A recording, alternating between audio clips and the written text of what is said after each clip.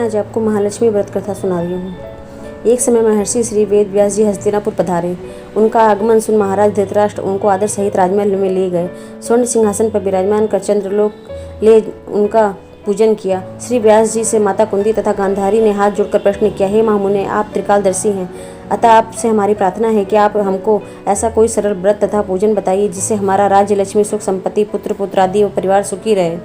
इतना सुन श्री वेद व्यास जी कहने लगे, हम एक ऐसे व्रत का पूजन व वर्णन करते हैं जिससे सदा लक्ष्मी जी का निवास होकर सुख समृद्धि की वृद्धि होती है। यह श्री महालक्ष्मी जी का व्रत है जिसे प्रतिवर्ष आश्विन कृष्ण अष्टमी को विधिवत किया जाता है। इस प्रकार व्रत का विधान बताकर श्री वेद व्यास जी अपने आश्रम को प्रस्थान कर गए।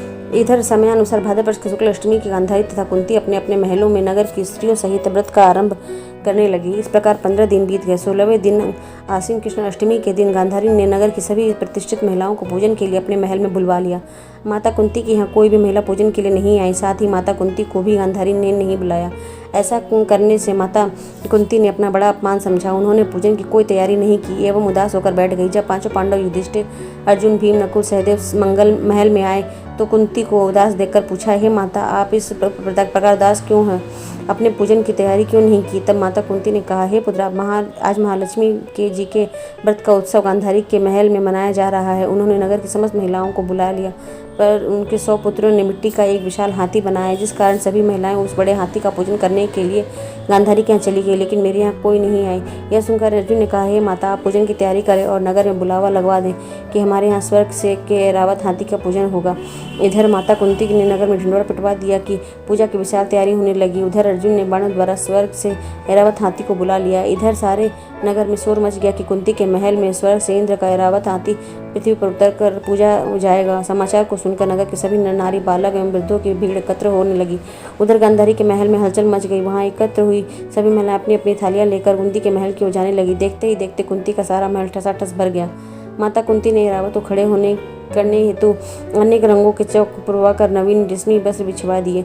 नगरवासी स्वागत की तैयारी में फूल, माला, अबीर, गुलाल, केसर आदि हाथों में लिए पंक्तिबद्ध खड़े हो गए थे। जब स्वर्ग से ऐरावत हाथी पृथ्वी पर उतरने लगा तो उनके आभूषणों की ध्वनि गूंजने लगी।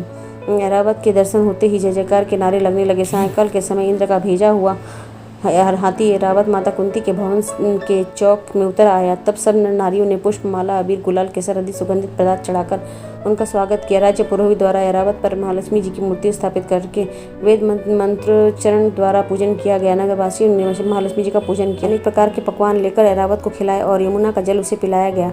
राज्य पुरोहित द्वारा स्वस्ति वचन करके महिलाओं द्वारा महालक्ष्मी जी का पूजन कराया गया। 16 कांटों वाला डोरा लक्ष्मी जी को चढ़ाकर अपने अपने हाथों में बांध दिया। ब्राह्मणों को भोजन कराया गया। दक्षिणा के रूप में स्वर्ण आभूषण, वस्त्र आदि दिया गया। तत्पश्चात महिलाओं ने मिलकर मधुर संगीत लहरियों के साथ भजन कीर्तन का संपूर्ण रात्रि महालक्ष्मी जी व्रत का जागरण किया। दूसरे दिन प्रातः राज्य पुरोहित द्वारा वेद मंत्रोच्चार के साथ जलाशय में महालक्ष्मी जी की मूर्ति का विसर्जन किया गया। फिर ऐरावत को विदा कर इंद्रलोक भेज दिया गया। इस प्रकार जो स्त्री श्री महालक्ष्मी जी का विधिपूर्वक व्रत एवं पूजन करती है, उनके घर धन धान्य से पूर्ण होते हैं तथा उनके घर में महालक्ष्मी जी का सदा निवास करती है। इस हेतु महालक्ष्मी जी की यह स्तुति अवश्य करें।